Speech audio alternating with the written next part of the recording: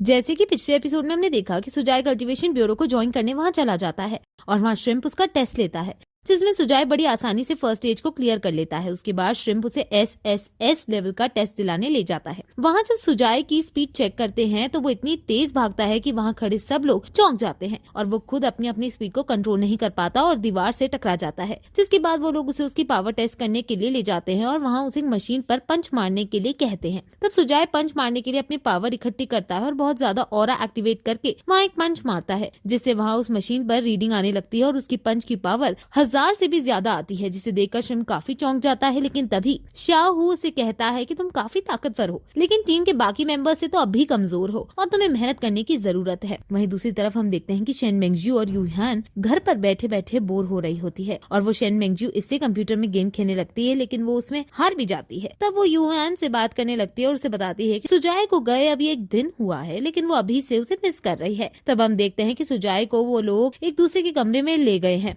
और वहाँ उसकी कल्टीवेशन एप्टीट्यूड को चेक करने के लिए वो टेस्ट करते हैं। इस टेस्ट में सुजाय को एक जगह बैठकर कल्टीवेशन करनी है और वो जितनी ज्यादा स्पिरिचुअल एनर्जी एब्जॉर्ब कर पाएगा उसकी सैलरी उतनी ज्यादा होगी, जिसे सुनकर सुजाय एक्साइट हो जाता है। फिर वो वहाँ कल्टीवेशन करने बैठ जाता है और वो लोग भी उस चेम्बर में एनर्जी देने के लिए 3 टॉप लेवल के स्पिरिचुअल स्टोन्स रख देते हैं, लेकिन सुजाय बहुत ही कम टाइम में उन तीनों स्टोन्स की एनर्जी एब्जॉर्ब कर लेता है, जिसके कारण उन्हें वहाँ और स्टोन्स रखने पड़ते हैं। अब सुजाय उन स्टोन्स को भी बहुत जल्दी एब्जॉर्ब कर रहा होता है और कल्टीवेशन ब्यूरो को वहाँ स्टोन्स बढ़ाने पड़ते हैं, लेकिन उनके सारे स्टोन्स खत्म हो जाते हैं। तब सुजाय वहाँ मौजूद स्पिरिचुअल एनर्जी भी एब्जॉर्ब करने लगता है और शहर की सारी एनर्जी उसकी तरफ खींचने लगती है, जिसे देखकर सब लोग एक्साइटेड हो जाते हैं और कहते हैं कि क्या ये लेजेंडरी कल्टीवेशन जीनियस है जो अब हमारे साथ काम करेगा। तब शाओहू श्रिम्प से सुजाय को SSS लेवल का टैग देने को कहता है। उसे कहता है कि सुजाय की सारी इन्फॉर्मेशन सीक्रेट रखी जाएगी और किसी को भी इसके बारे में पता नहीं लगना चाहिए। तब सुजाय वहाँ से बाहर आकर अपना कल्टीवेशन एप्टीट्यूड पूछता है तो शाओहू उसे कुछ नहीं बता पाता, जिससे सुजाय समझता है कि उसका टैलेंट बहुत बेकार है। इससे वो निराश होकर कहता है कि मुझे पता है मेरा टैलेंट अच्छा नहीं है और ये बात मेरे मास्टर भी कई बार मुझसे कहते हैं, लेकिन बस मैं इतना जानना चाहता हूँ कि क्या मैंने ये टेस्ट पार कर लिया है और क्या मुझे 1 लाख रुपए की सैलरी मिल जाएगी। जिस पर शाओहू उसे बताता है कि उसने टेस्ट पास कर लिया है और अब वो उनकी टीम का हिस्सा है। फिर वो वहाँ से बाहर निकलते हैं और शाओहू उसे बताता है कि उनकी टीम एक स्पेशल टीम है, इससे सुजाय उसे कोई भी एक चीज गिफ्ट के तौर पर मांग सकता है। तब सुजाय उसे कहता है कि क्या वो गिफ्ट में उसे उसकी 1 महीने की एक्स्ट्रा सैलरी एडवांस में मिल सकती है, जिससे सुनकर शाओहू भी चौंक जाता है और सोचता है कि क्या सुजाय के दिमाग में हमेशा पैसे ही चलते रहते हैं, क्योंकि ये और भी कुछ कई कीमती चीज मांग सकता था, लेकिन इसने केवल 1 महीने की सैलरी ही मांगी है। वहीं हम देखते हैं कि मिस जियो अपनी डेस्क पर बैठकर कुछ काम कर रही होती है कि तभी उन्हें एक अलार्म दिखाई देता है और उन्हें उनका अगला टारगेट भी मिल जाता है। तब वो सुजाय को अभी इस नए मिशन पर साथ ले चलने का सोचती है और अपनी टीम को तैयार होने का ऑर्डर देती है। वहीं हम देखते हैं कि शेन मेंगजू और यूहान घर पर बैठे बैठे बोर हो रही होती है, लेकिन शेन मेंगजू केवल एक टी-शर्ट पहनकर सोफे पर बैठी होती है और आपस में बातें कर रही होती है। लेकिन तभी वहाँ सुजाय आ जाता है और शेन मेंगजू को ऐसा देखकर चौंक जाता है, लेकिन शेन मेंगजू उसे गुस्से में पीटना स्टार्ट कर देती है और गुस्से में यूहान से कहती है कि क्या वो उसे सुजाय के आने के बारे में बता नहीं पा रही थी, और ऐसा कहकर वो वहाँ से चली जाती है। तब यूहान सुजाय को उठाती है और उससे उसके दिन के बारे में पूछती है, जिसपे सुजाय उसे बताता है कि वहाँ उसके कई सारे टेस्ट हुए थे जो उसने पास कर लिए हैं और अब उसे 1 लाख रुपए सैलरी के रूप में मिलेंगे। तभी शेन मेंगजू जो उनकी ये सारी बातें सुन रही थी वो वहाँ आ जाती है और सुजाय से बहुत प्यार से बात करती है और उसे कहती है कि अब जब तुम्हें सैलरी मिलने लगी है तो क्या हम फिर से बाहर चलकर खाना खा सकते हैं। तभी यूहान उससे पूछती है कि वो लोग तुम्हें तुम्हारी कल्टीवेशन रिसोर्सेज कब तक देंगे, जिसपे सुजाय उसे बताता है कि उसे 3 दिन में उसका सामान मिल जाएगा। तब यूहान उसे 3 दिन और शेन मेंगजू के अंदर रहकर कल्टीवेशन करने को कहती है। अब हम देखते हैं कि वो तीनों मॉन्क एक बंजर सी जगह पर चल रहे होते हैं और तब छोटा वाला मॉन्क अपने मास्टर से पूछता है कि वो और कितनी दिन में पहुंचेंगे, जिस पर उनका मास्टर कहता है कि हम बस आधे घंटे में पहुंच जाएंगे और जब हम शहर में पहुंच जाएंगे तो मैं तुम्हें एक चॉकलेट दूंगा। जिससे सुनकर वो मॉन्क खुश हो जाता है और कहता है कि मास्टर आपने मुझसे 8 बार चॉकलेट देने का वादा किया है, इसलिए आपको अब मुझे 18 चॉकलेट देनी होंगी, और ऐसा कहकर वो सो जाता है। अब थोड़ी देर बाद जब उसकी आंख खुलती है तो वो देखता है कि वो लोग शहर में पहुंच चुके हैं और इसलिए वो उत्सुकता के कारण इधर उधर देखने लगता है। वहीं शहर के लोग भी उन्हें उनके अलग कपड़ों के कारण देखने लगते हैं और बहुत सारे लोग उनके साथ आकर फोटो भी खिंचाने लगते हैं और सेल्फीज लेते हैं। तब वो लोग एक होटल में पहुंचते हैं और वहाँ एक लड़की उन्हें उस उस होटल के रूम्स के बारे में बताने लगती है, जिसे सुनकर उनका मास्टर उसे एक ट्रिपल बेड रूम देने को कहता है। लेकिन जब वो लड़की उस रूम का प्राइस बताती है कि ट्रिपल बेडरूम का प्राइस 1888 रुपीज है, तो युआन मिंग चौंक जाता है और अपने मास्टर से कहता है कि ये रूम बहुत महंगा है। तब वो लड़की उसे बताती है कि इस प्राइस में आपको रूम के साथ ब्रेकफास्ट, लंच और डिनर भी मिलेगा, और साथ ही साथ अगर आप चाहें तो आप यहाँ की जिम और अदर फैसिलिटीज भी यूज कर सकते हैं। जिस पर उसका मास्टर हिसाब लगाता है और सोचता है कि डील भी अच्छी है, क्योंकि युआन मिंग अकेले ही 5 लोगों के बराबर खाना खा सकता है और मैं भी कम से कम 3 लोगों के बराबर खाना खा लेता हूँ, तो अगर ये हमें फ्री मील्स देंगे तो ये हमारे लिए अच्छी डील है। और ऐसा सोचकर वो उस रूम को 10 दिन के लिए बुक कर लेता है और उसे एक साथ ही सारे पैसे देता है, जिसे देखकर वो लेडी चौंक जाती है और सोचती है कि ये लोग तो बहुत अमीर है। अच्छा हुआ कि मैंने इनके कपड़े देखकर बेकार ट्रीट नहीं किया, वरना मेरी जॉब जा सकती थी। और तब वो उनसे उनका